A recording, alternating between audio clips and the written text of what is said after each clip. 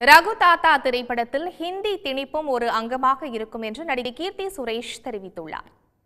புதுமுக இயக்குநர் சுமன்குமார் இயக்கத்தில் கீர்த்தி சுரேஷ் நடித்துள்ள ரகு தாத்தா திரைப்படம் அடுத்த மாதம் 15ஆம் தேதி திரையரங்குகளில் வெளியாக உள்ளது.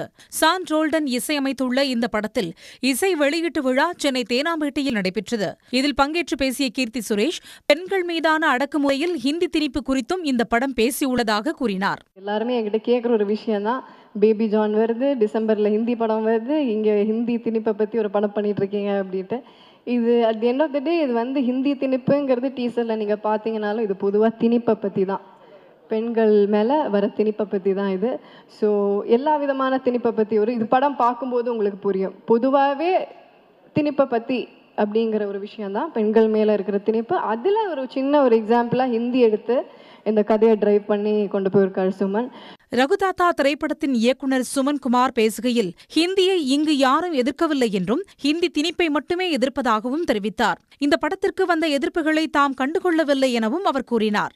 உடனுக்குடன் செய்திகளை தெரிந்து கொள்ள சன் நியூஸ் பெல் ஐகானை கிளிக் பண்ணுங்க.